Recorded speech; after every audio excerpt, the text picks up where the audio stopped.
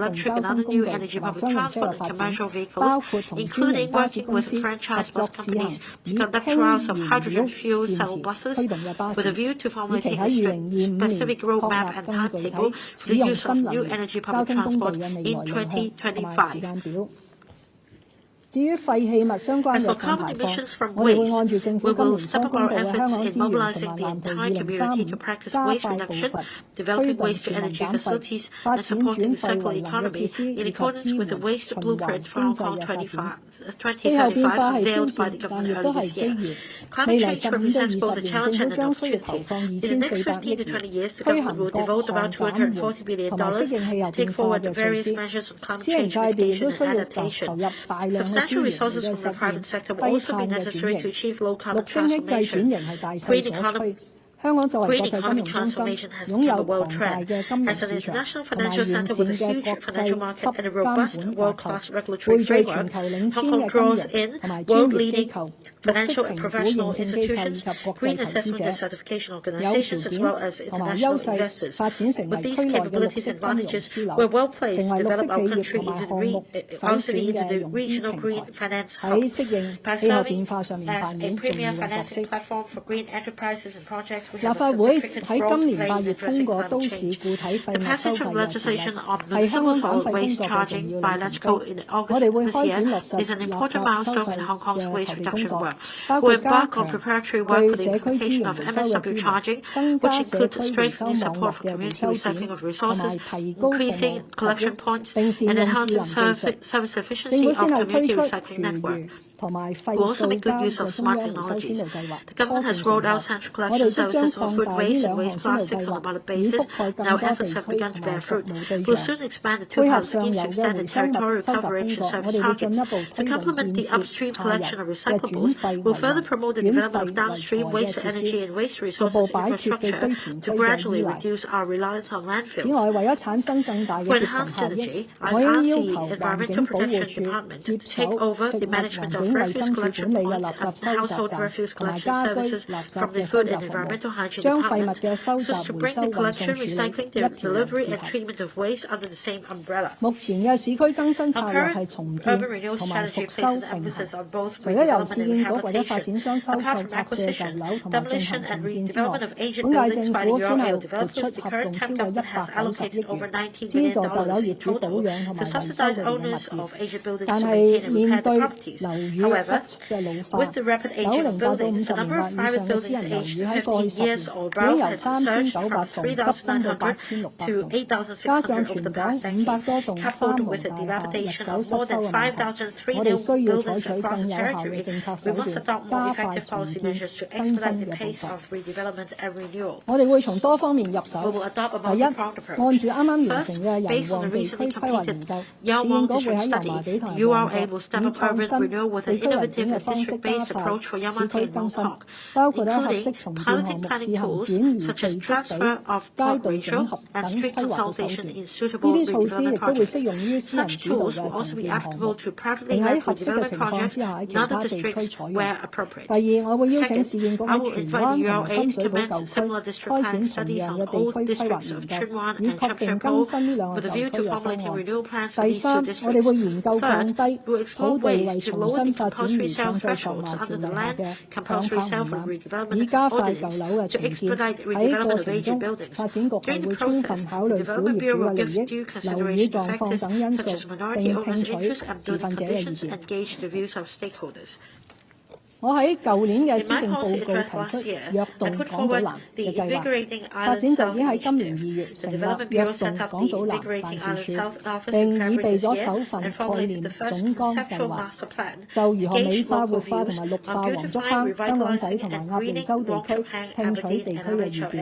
同時，我哋喺區內推展多個小型工程項目，改善行人聯繫同埋海濱嘅地帶，以增添地區嘅活力。當中包括連接港鐵黃竹坑站同埋香港仔郊野公園嘅綠色連線，將喺明年展開工程。繼海洋公園嘅水上樂園正式開幕之後，政府同埋海洋公園公司正積極落實海洋公園嘅未來策略，包括為園區物色發展合作伙伴展開招標程序，以及喺明年就深水灣同埋大樹灣碼頭項目展開技術性研究，並正探討喺碼頭項目落成前提供臨時登岸設施嘅可行性，善用水體同埋水上交通，將園區與其他地方更好咁連接起嚟。此外，政府正進行公開招標，請私人機構喺已復修嘅石澳石礦場設計建造同埋營運一個公司同大眾享用嘅水上運動中心，當中包括為香港體育學院提供專屬滑浪風帆精英運動嘅訓練設施。預計明年首季就可以批出合約，等水上運動中心可以喺5年之內全面投入運作。另一方面，我哋正研究重建同埋整合黃竹坑現有運動場體 possibility of the redevelopment and consolidation of the existing sports ground, sports centre, recreation ground and swimming pool facilities in Wong Chuk Han, with a view to optimising the use of existing land under the single-site multiple-use model and providing better services to the community. We'll also commence an investigation and design study on the expansion of the Aberdeen Tavern Shelter next year to provide more vessel berthing area. The government has been striving to enhance the harbourfront on both sides of the Victoria Harbour. Through the collaborative efforts with the Harbourfront Commission, a total of 15 harbourfront sites have been opened within the period from October last year to the end of this year, further extending promenade along the Victoria Harbour to 25 kilometres. Also, the management mode of harbourfront shared space adopted on a trial basis has been well received. We'll continue to implement the open management approach in more harbourfront sites for the public to freely enjoy the harbourfront space in an inclusive environment. Besides, we will adopt a completely fence-free step-down water edge design for the first time at the Victoria Harbour to enable visitors to sit by the sea and enjoy an unobstructed view of the beautiful Victoria Harbour.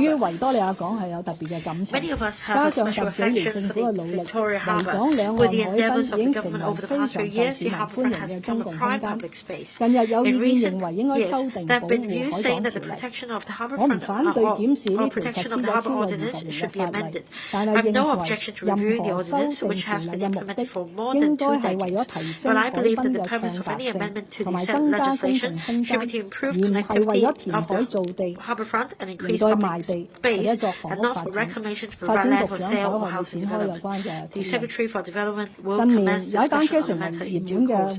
Cycling has become popular outdoor activity in recent years. The 60-kilometre cycle track connecting Tuen Mun and Mount Wan Shan and the 2-kilometre cycle track at Tuen Mun waterfront were opened in September last year and July this year, respectively. They are well received by the public.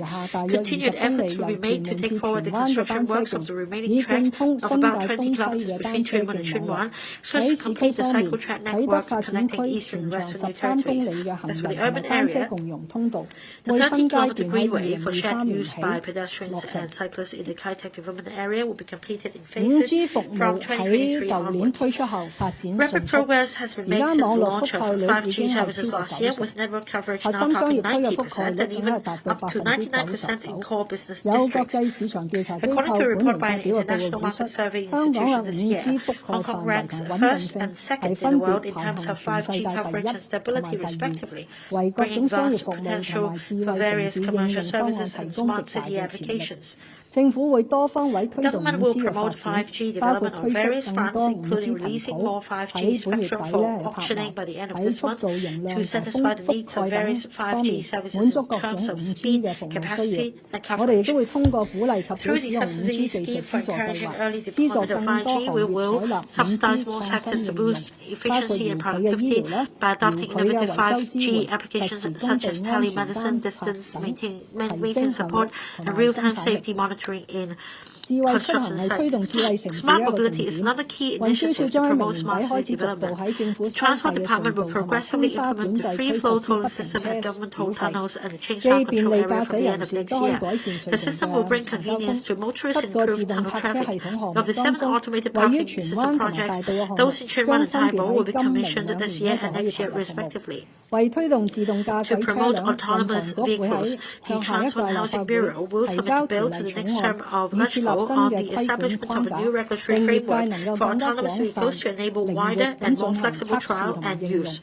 In addition, the Smart Traffic Fund was launched in March this year to provide funding support projects that enhance commuting convenience for motorists, increase transport efficiency, and improve driving safety. The Hong Kong-China delegation staged a distinguished performance at the Tokyo Olympic Games, achieving the best results in Hong Kong's history and making all Hong Kong people proud. Hong Kong athletes have also done a great job in the events at the Paralympic Games with remarkable and encouraging results. The success of Hong Kong athletes has not come about by chance. In addition to their own efforts in support of different sectors, the government's policy directives and allocation of resources are also indispensable. To further support the development of elite sports, I announced earlier that we will expedite the construction of new facilities building of the Hong Kong Sports Institute.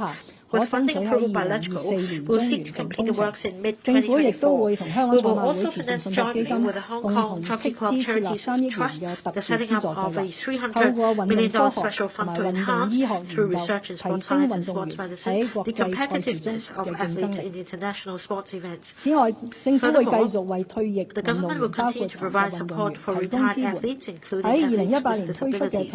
This year, more than 70 retired athletes have joined the Retired Athlete Transformation Program, which was launched in 2018. They're employed by eligible schools and sports organizations to assist in promoting sports and identifying potential sports talents. We will allocate more resources to expand the program. The target is to double the number of retired athletes joining the program within 5 years to provide them with more opportunities for career transformation.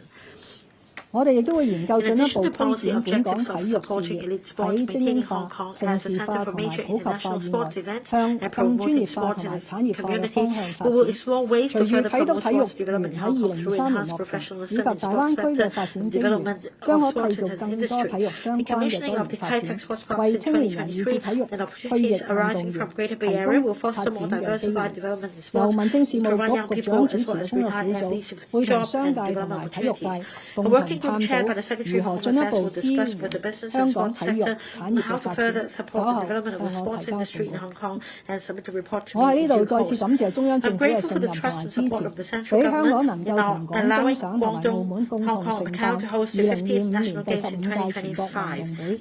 We'll spare no effort to work closely with the relevant ministries of the central government, the governments of Guangdong Province and Macau SAR to organize a simple, safe, and wonderful 15th National Games. Our cultural sector is thrilled by the support for Hong Kong as stated in the 14th Five-Year Plan to develop into an East-West Centre for International Cultural Exchange. The flagship projects of the West Kowloon Cultural District, namely the M+ Museum, the Hong Kong Palace Museum, and the Lyric Theatre Complex, as well as the East Kowloon Cultural Centre under the LCSD, and the Kai-Tak Sports Park, which can also stage cultural performances, will be completed successfully in the coming years. With these new cultural landmarks and the 5 major policy directions I mentioned earlier to support cultural development, the vision of developing Hong Kong into a cultural metropolis will soon be realized. This will definitely offer a unique experience for the blend of Chinese and Western cultures and a fruitful cultural journey for locals and visitors. Now I turn to how we improve people's livelihood. As reflected in the allocation resources, the current term government is committed to giving care and community and looking after the underprivileged. Recurrent expenditure on social welfare has significantly increased from $65.3 billion in 2017-18 to $105.7 billion in 2021-22, an increase of 62% over 4 years. It is the biggest expenditure item among different policy areas, accounting for about 20% of the overall current government expenditure. In the face of the uncertainties in our economic outlook and serious fiscal deficits, the government will focus on the implementation of planned policy initiatives in the year ahead and renew the effectiveness from time to time to ensure that needy citizens can benefit. The wealth gap issue in Hong Kong is the community's primary concern. It is the responsibility of the government to take care of those in need by providing a social safety net through income redistribution. According to statistics released at the end of last year, the size of the poor population in 2019, after taking into account the cash and public housing benefits, decreased significantly from the pre-intervention 1.49 million to 0.61 million. This shows that the safety net has effectively achieved the function of income redistribution by providing concrete support for the grassroots and lifting them out of poverty. The setting of a poverty net for Hong Kong based on the concept methodology of relative poverty, which only measures income without considering assets, was advocated by me as chairman of the Commission on Poverty in my capacity as the Chief Secretary for Administration. The objective is to monitor the poverty situation and alleviate poverty with targeted efforts through regular data collection and analysis. Past analysis show that elderly and working poor households are two groups requiring special attention, and PRH is the most effective poverty alleviation measure. As such, there are views that poverty problem of Hong Kong is in fact a housing problem. Besides expediting the development of PRH, the current term government has significantly improved cash welfare over the past few years. First, the introduction of the higher old-age living allowance has enabled some 570,000 elderly persons, including those with owner-occupied property or living with income-earning family members, to receive a higher monthly allowance of $3,850. Second, enhancements to the Working Family Allowance Scheme have substantially increased the rates of allowances, relaxed eligibility criteria. thus allowing a 4-person household of 2 children, which has an income not exceeding $22,400 to receive a maximum monthly allowance of $4,200. Third, a series of measures to improve the comprehensive Social Security allowance assistance have been implemented, including substantially increasing the rent allowance and relaxing the eligibility for a range of special plans. As a result of the implementation of these 3 initiatives and other improvement measures, the total recurring expenditure on cash welfare has increased to $67.4 billion in 2022, which is 56% higher than that in 2017-18. The government's poverty alleviation strategies will focus on 4 areas in the future. First, we'll continue to lift needy elderly out of poverty by providing cash welfare, including the CSSA and the OALA. We'll merge the normal and higher OALA in the second half of next year so that the more lenient asset limits of the normal OALA will be adopted across the board, and eligible applicants will receive payment at the higher OALA rate. Second, we'll continue to develop the economy, providing training and retraining, encouraging employment, and provide financial support for working households of low incomes, particularly those with children, through the WFA scheme. Third, we'll vigorously speed up PRH construction, build more transitional housing, and provide cash allowances to eligible PRH applicants who have been waiting for PRH for more than 3 years. Fourth, under the principle of shared responsibility, we'll strengthen MPF retirement protection. The priority is to take forward the abolition of the offsetting arrangement by introducing legislative amendments in next legislative year. We'll also endeavour to lower the management costs of MPF by implementing the eMPF platform at full steam and put in place the measure of government paying MPF contributions for low-income workers. Furthermore, we'll explore ways to better encourage the public to convert the one-off assets on MPF into an annuity, which they can resume on a regular basis after retirement so as to provide a steady income for the elderly. Apart from welfare measures in the form of cash subsidies, the current government has substantially increased the recurring expenditure on elderly services by 85% and then on rehabilitation services by 66%. Notwithstanding this, the demand for subsidized residential care services has exceeded the supply due to an aging population. We must boost the short, medium and long-term supply of residential care services through a multi-pronged approach, including buying more places from private residential care homes, requiring private developers through conditions in suitable land sale projects to build specified welfare facilities, developing welfare facilities of government sites in respect of suitable public housing project in future, setting aside premises equivalent above 5% of the total GFA for welfare purposes. Meanwhile, we'll continue to increase the service places for daycare and home care services to enable the elderly and persons with disabilities to age in place and live with their families. To facilitate our elderly people to retire in the mainland, the government will explore the extension of the residential care services scheme in Guangdong to cover other eligible residential care homes for the elderly in mainland cities of the GBA, and the relaxation of the 1-year continuous residence in Hong Kong requiring regarding applications of the OAI and the OH allowance. We have successively implemented a number of measures to strengthen childcare services, which include the incorporation of the planning ratios for aided childcare services into the Hong Kong Planning Centre's guidelines, the provision of more childcare service places, the introduction of childcare centre plan subsidy, and the regularization measures to improve the fee waiving subsidy scheme for after-school care program. In the year ahead, our approach efforts will focus on 2 areas. First, we must take action immediately to prevent child abuse strategies from happening again. Upon consultation of stakeholders, we're formulating a legislative proposal to provide for mandatory reporting mechanism on child abuse cases, training for practitioners and relevant professions to identify child abuse cases will be enhanced at the same time. Our target is to introduce Rem Bill to the next legislature for scrutiny as soon as possible. Second, we will further increase the number of places on on-site preschool rehabilitation services from 9,000 this year to 10,000 in 2022 school year, with the gradual increase of service places. The policy objective of zero waiting time can be achieved in the foreseeable future. The current government has implemented a number of measures to promote women's development. These measures include extending statutory maternity leave to 14 weeks, strengthening childcare services, providing more baby care rooms in government premises, and amending legislation to make discrimination against and harassment of breastfeeding illegal. I'm also pleased to say that efforts in promoting women's participation in public affairs in my term office are gradually bearing fruit. The percentage of female members in advisory and statutory bodies has reached 政府致力為香港嘅多元文化族群構建公平關愛嘅社會。本屆政府已經落實咗大約30項涉及教育、就業、醫療、健康、社會福利同埋共融嘅措施，加強支援少數族裔。下一步工作係政府以身作則，為少數族裔人士提供更加多嘅受聘機會。本屆政府竭力回應勞工界多年嘅訴求，分別將法定產假增加到14個禮拜，並由政府補貼額外4個禮拜嘅產假薪酬，把法定假日由明年起逐步增加到17日，同公眾假期睇齊，以及果斷咁取消強積金對沖嘅安排。我哋將喺下一個立法年度向立法會提交取消對沖嘅條例草案。我哋亦都非常重視職業安全同埋健康，而家正準備條例提高罰則，並喺明年推出工傷僱員復康先導計劃，協助工傷僱員盡早康復並重投工作。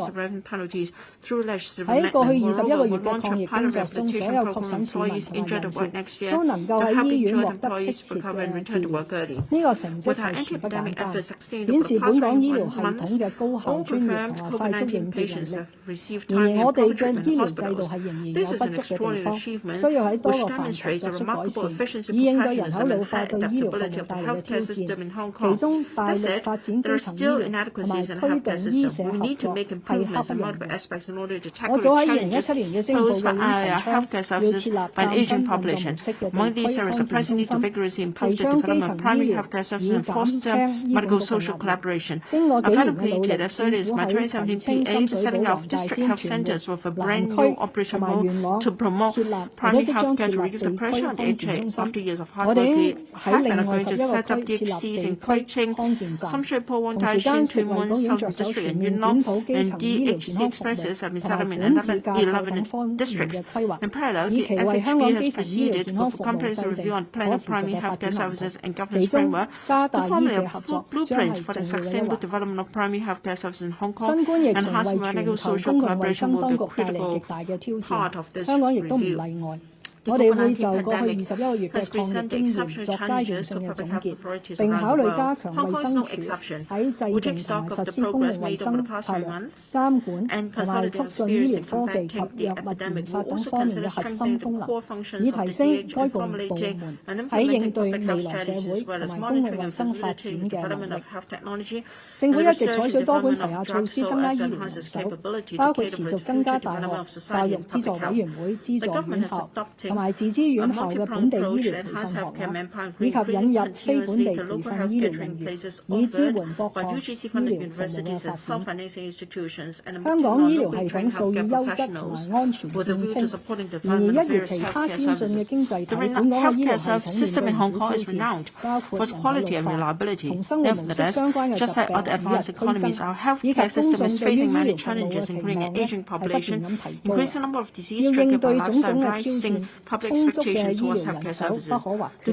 除咗增加本地醫護人員嘅培訓學額之外，立法會已經完成審議相關嘅修訂條例草案，俾合資格嘅非本地培訓醫生喺香港執業，從而增加本港整體嘅醫生人手。另一方面，我哋亦都需要強化其他醫療專業喺本港醫療體系，特別喺基層醫療方面嘅角色。食衞局會同各個醫療專業嘅法定管理局同埋委員會跟進2017年發表嘅醫療人手規劃同埋專業發展策略檢討嘅多項建議，包括修改法例，容許免醫生轉介，等市民可以選擇直接接受醫療專業服務，例如物理治療同埋職業治療，避免延誤治療。此外，為確保醫療人員嘅專業水準，我哋會向條例下嘅輔助醫療專業人員以及護士、牙科醫生用立法嘅方式推展強制性持續專業進修，同埋或者係持續專業發展。食衞局亦會因應現正推行而屬自願性質嘅認可醫療專業註冊先導計劃嘅經驗，探討為尚未有法定註冊制度嘅專業醫療人員，例如臨床心理學家、言語治療師、營養師等，引入法定嘅註冊制度，保障市民大眾嘅利益。政府應確立中醫藥喺本港醫療發展嘅定位，興建中醫醫院同埋政府中藥檢測中心，提供政府資助門診服務同中西醫醫院服務，以 Sin Hospital and the government Chinese Masses Testing Institute, the provision of government-subsidized outpatient services and integrated Chinese Western medicine inpatient services, and the establishment of Chinese Medicine Development Fund. To promote the long-term development of Chinese medicine sector, the government will explore empowering Chinese medicine practitioners to prescribe diagnostic imaging such as X-ray and laboratory tests for their patients. Talent is the most important element of the future development of Hong Kong, and education is the key to nurturing talents. During my term of office, I have proactively realizing my vision for education, i.e. nurturing our young people into quality citizens with a sense of national identity and social responsibility and affection for Hong Kong as well as an international perspective. I've also delivered my electoral promise providing additional resources for education. However, as a minority of our students have been deluded and radicalized to take part in illegal acts and even participate in organizing extreme political activities, we must pay more attention to the sense of national identity values and civic mindedness of our next generation. A nation will prosper when its young people thrive. The role of government in education for a nation reaches not merely a provider of resources, but also a policymaker, administrator, and regulator. To enhance the quality of education, I've always heeded advice of stakeholders in the sector and advised EDB to conduct in-depth reviews on 8 areas of education to come up with recommendations on how our education system can be improved. I'm glad to see that the EDB is working with schools management bodies, schools and revenue institutions on the implementation of the recommendations. Meanwhile, the EDB must also safeguard the well-being of students by effectively monitoring and following on any issues that involve school management and the conduct of teachers with a view to restore Hong Kong's educational order. The current government has devoted substantial resources to early childhood education with the aim of providing highly affordable and good quality education, kindergarten education to all children, irrespectively of the family background. Currently, as many as 90% of the half-day KG and joining the kindergarten education scheme free of charge will further enhance the professional development of teachers, reinforce and support students with diverse needs, strengthen the quality assurance framework, promote parent education, etc., with view to improving the quality of education. For Chinese people, family always comes first. Our parents, irrespective of their education background, teach us to respect our elders, love our siblings, be kind to our neighbors, and abide by the rules. These are the values parents would like their children to hold on to. I believe that the educational function of families is an integral part of a civilized society, and parents' influence on the children is irreplaceable. The EDB will continue to support various initiatives for reinforcing homeschool cooperation and promoting parent education. Regarding basic education, to better cater for learning and growth of students, small class teaching has been implemented in the vast majority of the public sector primary schools. An improvement to teacher-to-class ratio as well as enhancement of non-teaching staff support have also been made to public sector primary secondary schools so that teachers can focus on teaching. The current government has shown its utmost sincerity and support for teachers by implementing in one go the all-graduate teaching force policy in public sector primary secondary schools starting from the 2019-20 school year. I hope that the teaching force will perform its mission of nurturing talents, equip themselves to keep abreast of social developments and demand for talents, and help students lay a solid foundation for learning through basic education in areas like language and reading proficiency, innovative thinking, and developing an interest in science. To provide students with a diversified and flexible progression pathway and rich learning opportunities, we've completed a review of school curriculum and implemented measures for optimizing the 4 senior secondary core subjects as secondary 4 from this school year onwards. Also, we've reviewed the Diploma ET subsidy scheme to continue to provide an alternative pathway for A6 school leavers as well as adult learners to obtain formal qualification for the purposes of employment and further study. On vocational and professional education training will continue to promote applied learning as a valued senior secondary selective subject by developing more diversified and up-to-date courses, as well as placing equal emphasis on practice and theory to cater for the diverse interests of students and facilitate exploration of multiple pathways for further study and career pursuits. The current government has rolled out various initiatives to ensure that all students attaining 3322 in Hong Kong Diploma of Secondary Education examination and expiring aspiring to study further will now have access to subsidized undergraduate education. In fact, the post-secondary education of Hong Kong is where our strengths lie. Not only will it nurture local talents for us, but also contribute to bring a pool of talents for the GBA. I visited 8 UGC-funded universities around July and August this year to understand the latest developments. I'm pleased to learn that the resources invested by the current time government in university research have been creating very positive impacts and outcomes the most encouraging. Take the results of the research assessment exercise 2020 announced by the UGC earlier as an example. About 16,000 research items involving 41 disciplines in 13 areas were assessed by the distinguished overseas and local scholars. Among them, 35% were judged to be well-leading, and further, 45% were judged to be internationally excellent. The research matching grant scheme, which covers a period of 3 years, is due to end in July next year under the original plan. I propose to extend the scheme for another 2 years so that the industrial and commercial sectors can continue to make good use of the scheme to support the research work of the higher education sector. We are committed to catering for students with special education needs. The current time government has doubled the recurring expenditure on integrated education, about $3.6 billion per year, while the recurring expenditure on special education has also increased from about $2.5 billion to about $3.5 billion per year. The allocations not included the provision of the on-site preschool rehabilitation services for preschool children under the LWB. To encourage non-Chinese speaking parents to send their children to local KG, starting from 2017-18 school year, the EDB has been providing additional subsidy for KGs under the KG education scheme admitting non-Chinese speaking students.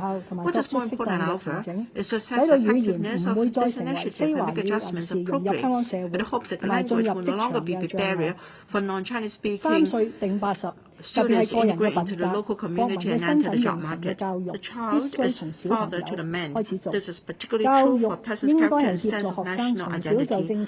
Education on these attributes must begin from an early age.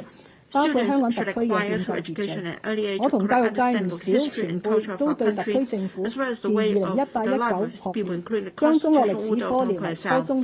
Many veteran educators have great expectations of the Hong Kong South Government in making Chinese history an independent compulsory subject of the junior secondary level and revising the curriculum since 2018-19 school year, as well as on the citizenship and social development subject, which has been introduced to replace the liberal studies subject starting from this school year. The EDB will still monitor in this respect. Moral education is an important part of school education. To develop students' positive values and attitudes, EDB has in recent years launched funding programs under the Quality Education Fund to support schools in promoting values education, to help students cope with adversities with a positive attitude and develop positive thinking, to safeguard against the adverse effects of disinformation on the Internet, to enhance the media and information literacy of teachers and students, optimize the use of the QEF to support schools in promoting media and information literacy education, teaching students how to distinguish the authenticity of information, nurturing the critical thinking skills, thereby consolidating values education. Confronting with the challenges brought by a rapidly aging population and a declining fertility rate, Hong Kong will face a bottleneck in manpower supply. As a small economy, Hong Kong cannot meet the needs of economic development simply by nurturing local talents. We need to attract non-local talents more proactively to enrich our talent pool, promote high-end economic development, and seize the development opportunities as provided under the 14th Five-Year Plan and the GBA. Following the government's announcement last year to double the annual quota under the Quality Migrant Admission Scheme to 2,000 in an attempt to expand the talent pool of Hong Kong, over 1,700 talents from more than a dozen of countries and regions were approved with the quota. I've decided to double the annual quota of the scheme to 4,000 to attract talents from all over the world to work in Hong Kong. The first talent list of Hong Kong was promulgated by the government in 2018. Upon the completion of a review recently, we decided to add the new professions of financial professionals in compliance and asset management and professionals in environmental, social and governance to the list. We will also expand the scope of some existing professions to include experts of medical and healthcare services, microelectronics, integrated circuit design, and arts technology, and refine the requirements on legal and dispute resolution professions professionals with a view to complementing Hong Kong's future policy direction to develop the key areas of finance, IMT, arts and culture, as well as dispute resolution services. In addition, through the network of our ETOs and mainland offices, we will assist relevant bureaus in attracting talents to work in Hong Kong. As an international financial center with mutual access to the mainland's capital market, Hong Kong is a huge demand for financial services personnel. The Financial Services Treasury Bureau will collaborate with EDB and LWB to explore the development of professional qualification standards under the qualifications framework for the fintech sector, so as to provide clearer and recognized professional development pathway for employers and practitioners in the industry. Meanwhile, more courses related to finance were included in the list of reimbursable courses under the Continuing Education Fund to attract more talents to join the industry. The DOJ will introduce a range of measures to attract and retain top legal talents, such as relaxing the qualification requirements and handling international commercial disputes, including for the types of supporting documents required for transactional lawyers.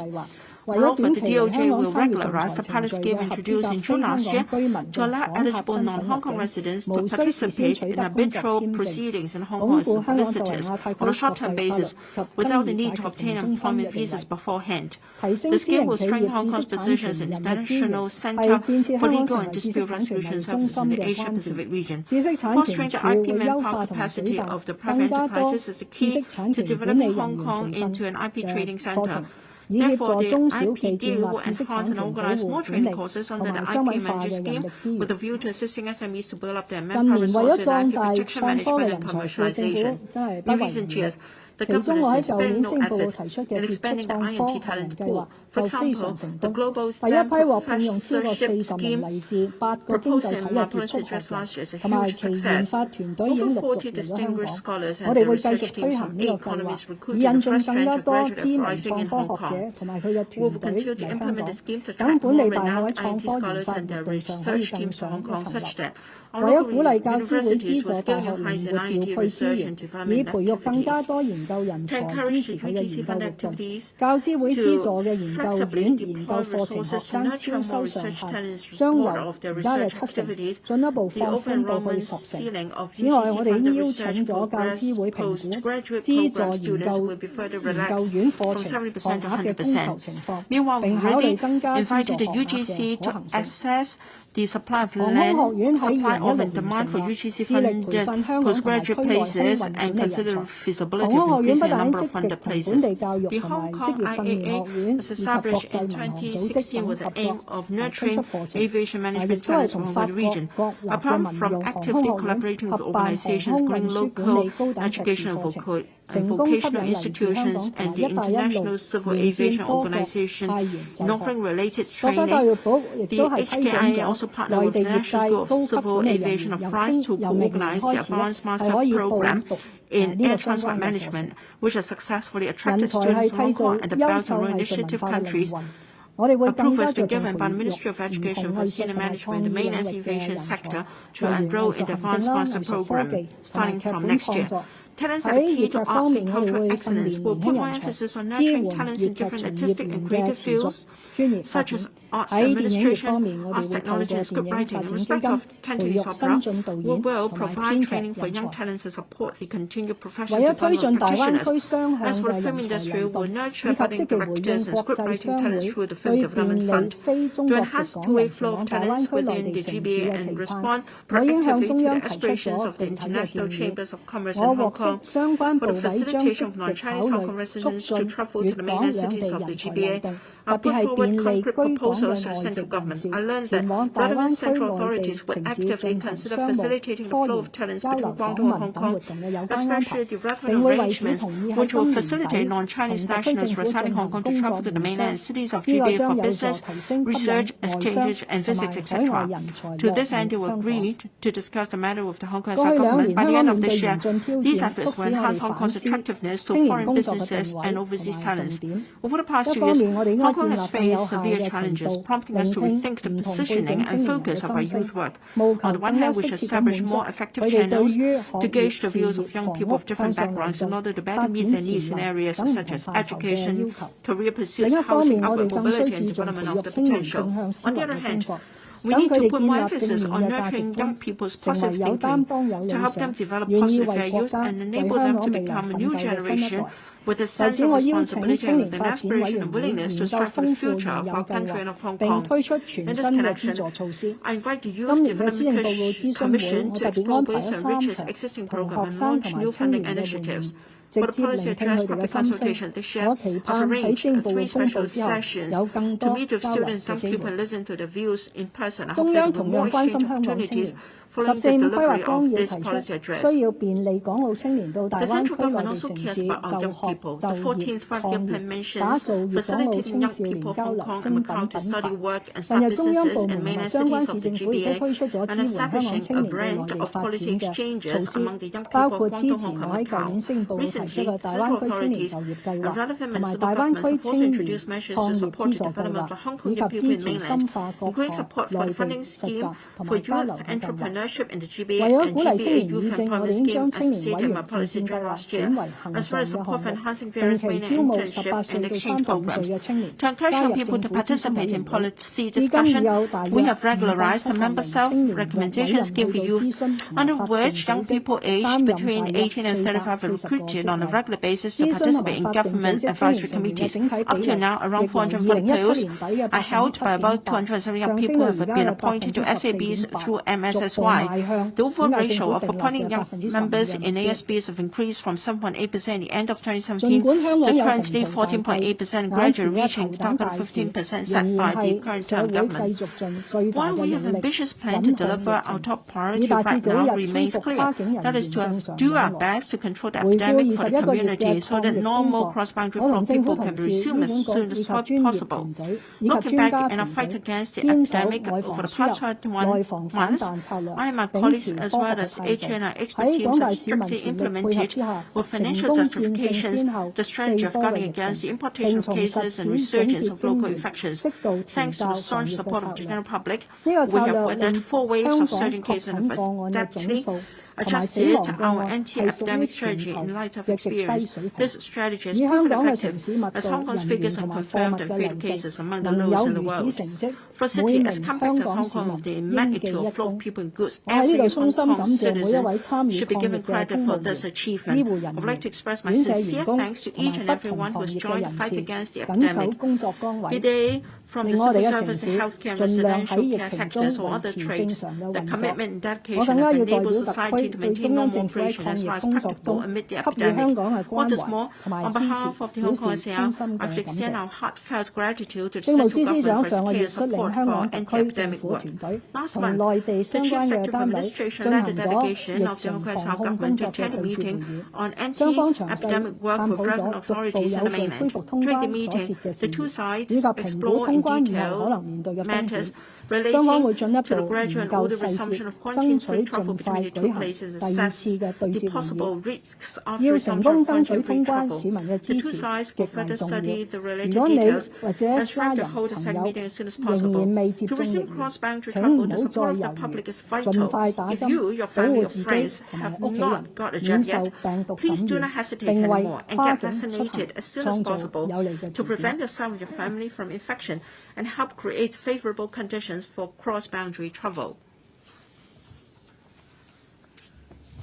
立法會主席，各位議員、各位市民，喺總結我5年任期內最後一份施政報告嘅呢一刻，我想講幾句感性嘅説話。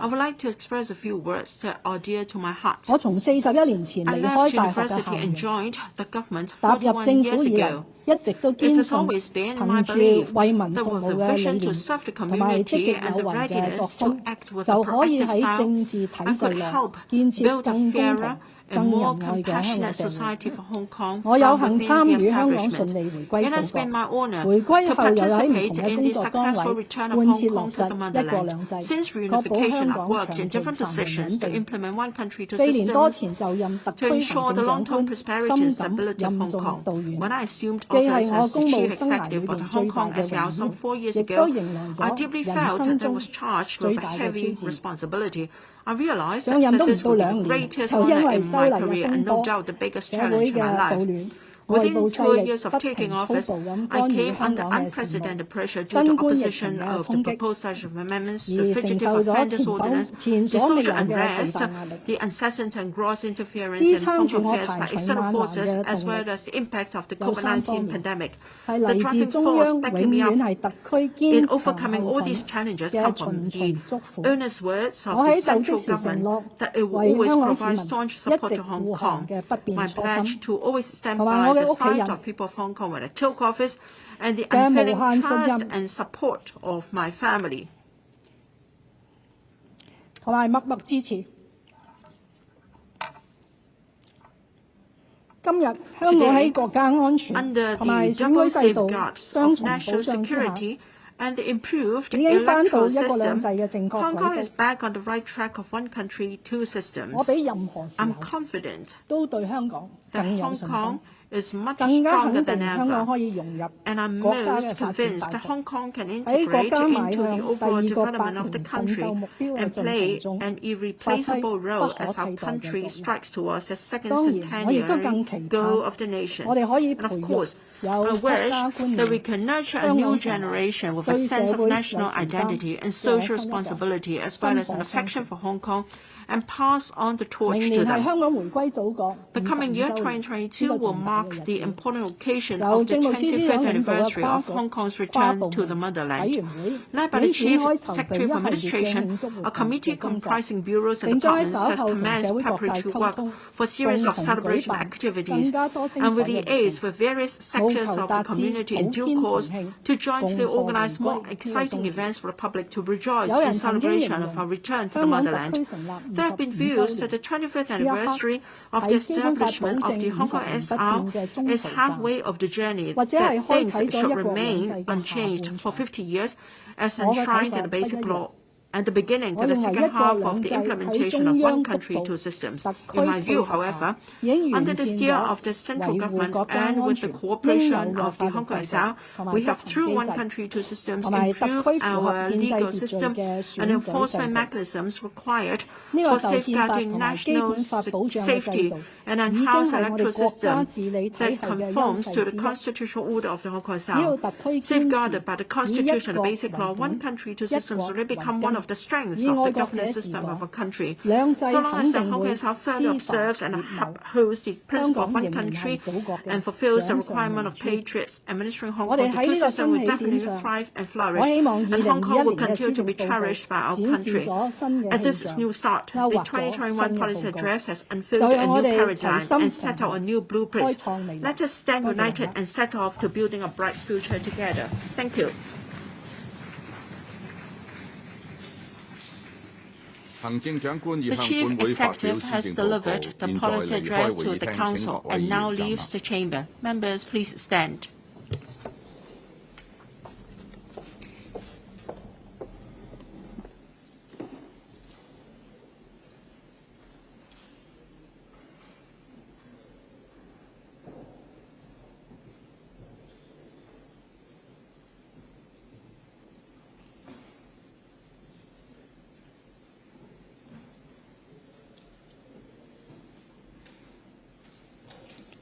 I現在宣布休會，本會將於 Council. 明天上午10時30分 for holding the 續會 Chief 就施政 Executive's 報 question and 告 answer 舉行 session 行政 on 長 the 官答 policy 問 address 會。 tomorrow at 10:30 a.m.